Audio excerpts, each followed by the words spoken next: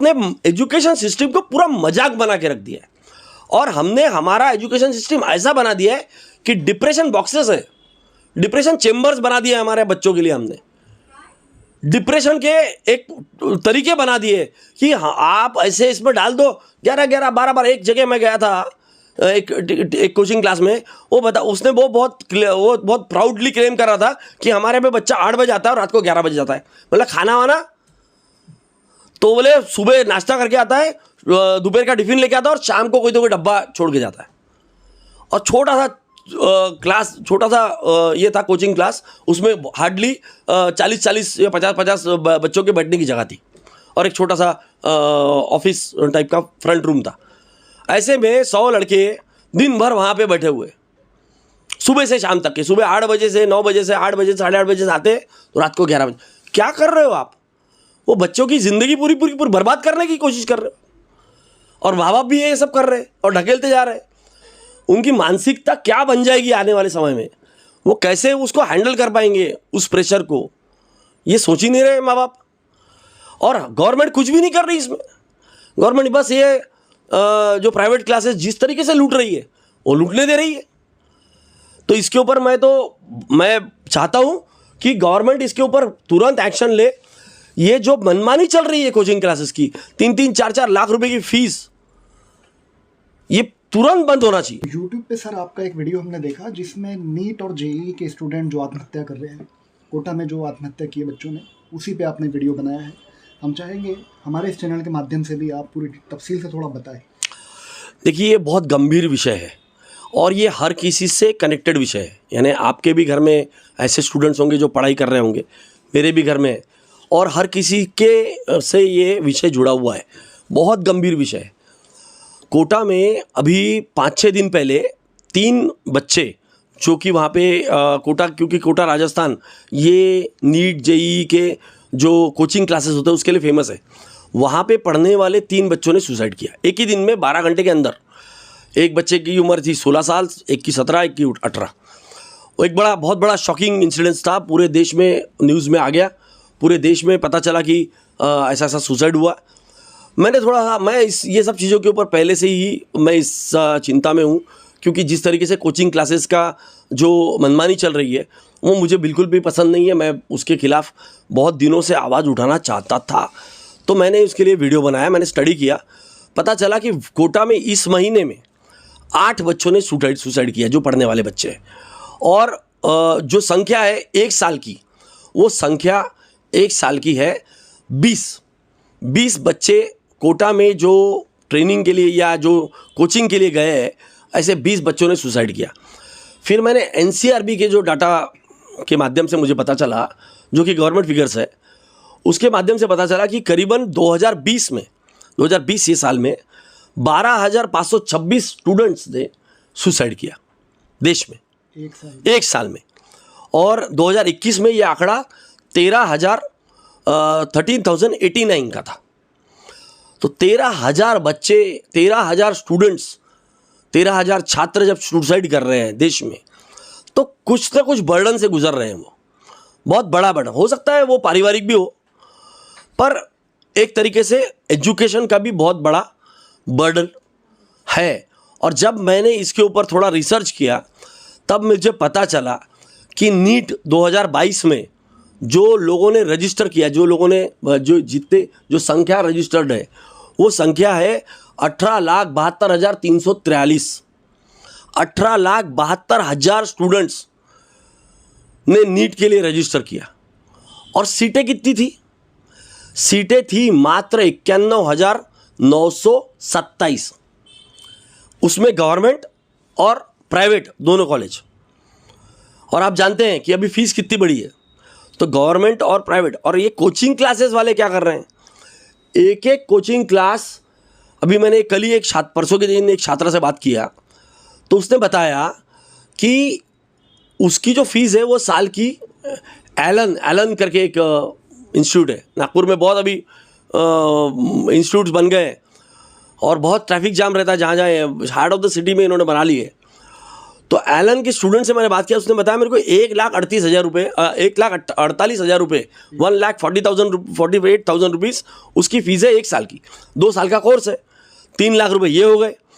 और ये जो बच्चे कोचिंग करने आते हैं 90% ये पूरे विदर्भ से आते हैं, अलग अलग जगह से आते हैं, नागपुर में। फिर ये रहते हॉस्टल में रहते, आने जाने का खर्चा, खाने का खर्चा, यानी 3 लाख रुपए ये, और समझ लो 2 साल के 3-4 लाख रुपए और उनके ऊपर खर्चा।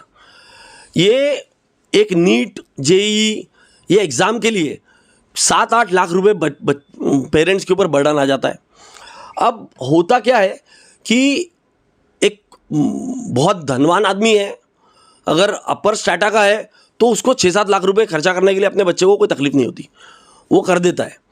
पर एक सामान्य परिवार से या फिर गरीब परिवार से है तो उसको बहुत ही मुश्किल हो जाता है ये इतना बड़ा रकम देना। और उसके बाद में अगर वो एडमिशन लेना है तो और पैसे, वो तो अलग जद्दोजहद है। कॉलेज में एडमिशन लेने के अलग पैसे, अलग फीस। कॉलेज में कोई लेक्चरर्स नहीं ले रहा, कोई पढ़ाई नहीं हो रही कॉलेज में। ये इनका पूरा का पूरा एक तरीके से गैंग बना हुआ है एक, कि हमारे इंस्टीट्यूट में अगर आपको एडमिशन लेना है कोचिंग क्लास में तो आपको कोई तो भी एक कॉलेज से उनका टाइप होता है, वो कॉलेज में इनको नॉमिनल एडमिशन दी जाती है, वहाँ की फ़ीस आपको अलग भरना है, वहाँ पे कोई अटेंडेंस नहीं होगा। वहाँ के जो पढ़ाने वाले लेक्चरर्स हैं वो अपने घर में प्राइवेट ट्यूशन ले रहे हैं, उनको पगार मिल रहा है गवर्नमेंट कॉलेजेस में, वो अपने घर में प्राइवेट ट्यूशन ले रहे हैं। कॉलेज में भी पढ़ाते नहीं है। कॉलेज में इसलिए नहीं पढ़ाते कि कोचिंग क्लासेस में पढ़ाई हो रही है। तो वो कॉलेजेस एक तरीके से बस कोचिंग क्लास का एक इंस्ट्रूमेंट बन गया है कि यहाँ आपको 11वीं-12वीं एग्ज़ाम देना है, उसके लिए आप कॉलेज में एडमिशन ले लो, बाकी हमारे यहाँ पे पढ़ाई करो। 12-12 घंटे 13-13 घंटे की क्लासेस चलती है। लड़के ऐसे बच्चे जो है ना, हमारे छात्र एक प्रेशर कुकर बन गया है जो कभी भी फट सकता है। एक तरीके से आप ये समझ लीजिए कि 13,18,72,300 के ऊपर अगर स्टूडेंट्स रजिस्टर हो रहे हैं और उसमें सीटें अगर 51,000 है, 51,927, तो 5% सीटें हैं। 5% सीटें यानी 100 में से 5 लोग क्वालिफाई होंगे, 100 में से 5 लोगों को डिज़ायर्ड कॉलेज मिलेगा। तो बाकी 95% जो स्टूडेंट्स हैं, हमारे छात्र हैं, उनके मन के ऊपर कितना गहरा प्रभाव होता है।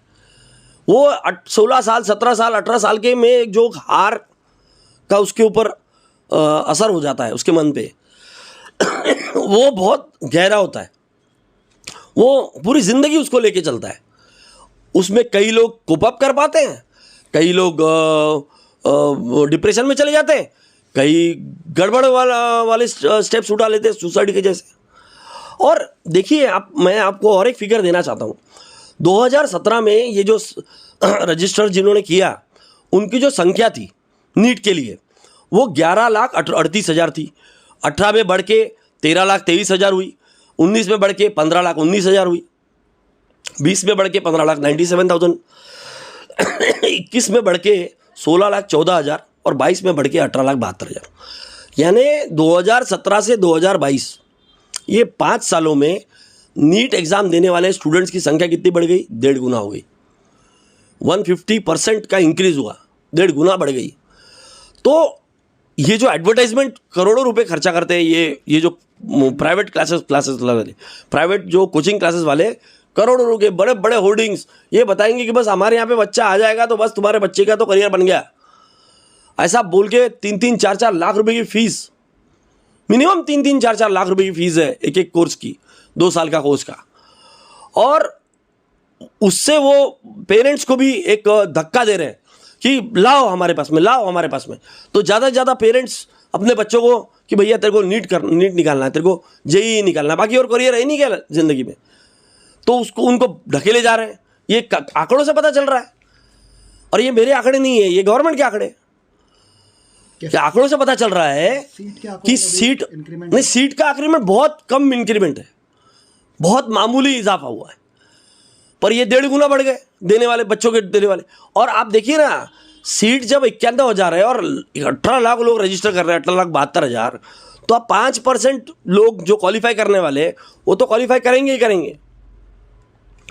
उनका पढ़ाई के माध्यम से उनके ऊपर जो प्रेशर हुआ है वो उसके ऊपर वो तो असर होगा ही होगा, पर जो लोग अनसक्सेसफुल हो गए उनको कितना बड़ा डिप्रेशन, कितना मानसिक दबाव उनके ऊपर, कितने बच्चे झेलेंगे, कैसे झेलेंगे। और माँ बाप, कोई अपनी खेती बेच रहा, कोई कर्जा ले रहा, कैसे भी करके फीस भरना है। Excuse me. तो गवर्नमेंट का जो रोल है वो इसमें जीरो है, जीरो है, क्योंकि ये कोचिंग जो सेंटर्स है ये अपनी मनमानी कर रहे हैं। सेंट्रल गवर्नमेंट, स्टेट गवर्नमेंट और पूरे स्टेट गवर्नमेंट्स ये अपनी कोचिंग वाले मनमानी कर रहे हैं। इनके ऊपर अंकुश लाने का काम गवर्नमेंट ने करना चाहिए। कॉलेजेस में जो पढ़ाई नहीं हो रही है उनसे कॉलेजेस को बंद कर देना चाहिए, क्योंकि वहीं के वही प्रोफेसर्स, वही टीचर्स बाहर जाके कोचिंग ले रहे हैं। तो आपने एजुकेशन सिस्टम को पूरा मजाक बना के रख दिया है। और हमने हमारा एजुकेशन सिस्टम ऐसा बना दिया है कि डिप्रेशन बॉक्सेस है, डिप्रेशन चेम्बर्स बना दिए हमारे बच्चों के लिए। हमने डिप्रेशन के एक तरीके बना दिए कि हाँ आप ऐसे इसमें डाल दो 11-11, 12-12। एक जगह मैं गया था एक कोचिंग क्लास में, उसने वो बहुत प्राउडली क्लेम कर रहा था कि हमारे में बच्चा 8 बजे आता है और रात को 11 बजे जाता है। बोला खाना वाना तो बोले सुबह नाश्ता करके आता है, दोपहर का टिफिन लेके आता है और शाम को कोई तो कोई डब्बा छोड़ के जाता है। और छोटा सा क्लास, छोटा सा ये था कोचिंग क्लास, उसमें हार्डली 40-40 या 50-50 बच्चों के बैठने की जगह थी और एक छोटा सा ऑफिस टाइप का फ्रंट रूम था। ऐसे में 100 लड़के दिन भर वहाँ पे बैठे हुए, सुबह से शाम तक के। सुबह 8 बजे से 9 बजे से 8 बजे 8:30 बजे से आते तो रात को 11 बजे। क्या कर रहे हो आप? वो बच्चों की ज़िंदगी पूरी बर्बाद करने की कोशिश कर रहे हो। और माँ बाप भी ये सब कर रहे हैं और ढकेलते जा रहे हैं। उनकी मानसिकता क्या बन जाएगी आने वाले समय में, वो कैसे उसको हैंडल कर पाएंगे उस प्रेशर को, ये सोच ही नहीं रहे माँ बाप। और गवर्नमेंट कुछ भी नहीं कर रही इसमें।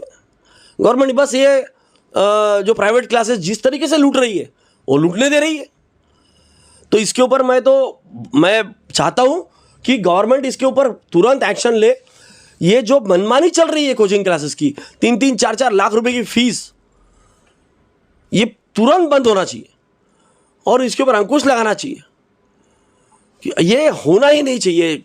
एजुकेशन, मेडिकल, ये स्टेट सब्जेक्ट्स है, इसको पूरी तरह से स्टेट गवर्नमेंट ने हैंडल करना चाहिए। हमारे यहाँ पे नागपुर म्युनिसिपल कॉर्पोरेशन की पूरी स्कूल्स खंडर बकवास कंडीशन में, म्युनिसिपल कॉर्पोरेशन की पूरी स्कूल्स, मैं बोलता हूँ उसको अच्छे से डेवलप करो, कॉलेजेस को डेवलप करो। वहाँ के हजारों प्रीमाइसेस पड़े हुए हैं इनके पास में, सब संघों के लोगों को इन्होंने हाथ में दे दिया है।